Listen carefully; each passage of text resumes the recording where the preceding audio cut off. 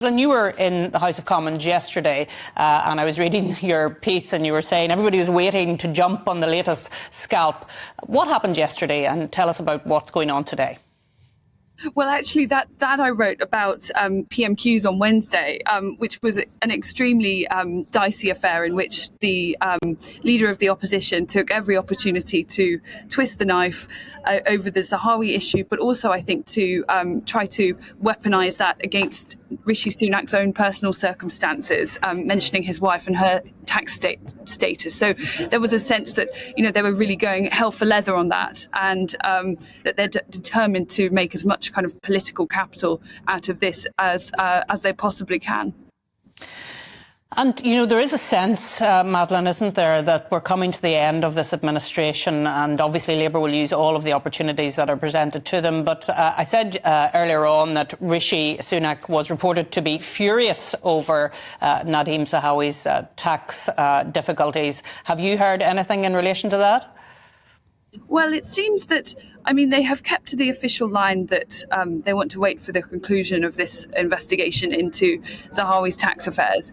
But I think that there is a general feeling that they have been softening on that point. And also that, as you referred to in your opening statement, the situation is really deteriorating for Zahawi. There were the words from the head of HMRC.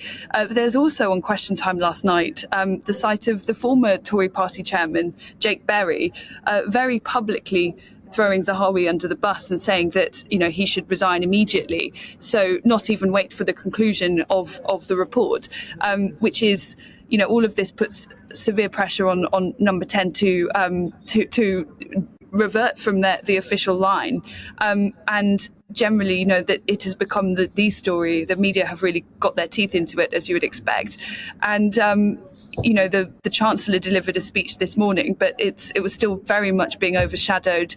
All of his sort of ambition for the UK economy, that was being overshadowed by discussions of Zahawi. So in that respect, it seems like the original line is looking much less likely to hold than it would have been earlier in the week. And of course, you will know, Madeline, that the media like nothing better than talking about rich politicians. And I suppose that's the difficulty, isn't it, for Rishi Sunak, that if he acts against Nadhim Zahawi, does that bring his own personal wealth into the frame again? And does he look weak by not acting in the way that many have expected him to? That's a really good question. I think, to be honest, that there's no good outcome.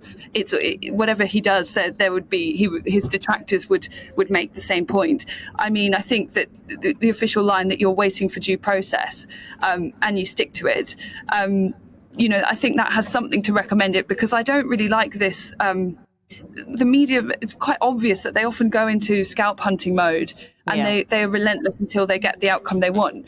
And it seems to me that many journalists almost feel that they should be the story, and for them victory is when something happens in politics, which seems to be quite like, putting your hand on the scales in a way that I think is a bit much. That's just my opinion. I think that whatever the Prime Minister does, he would be criticised for it at this point.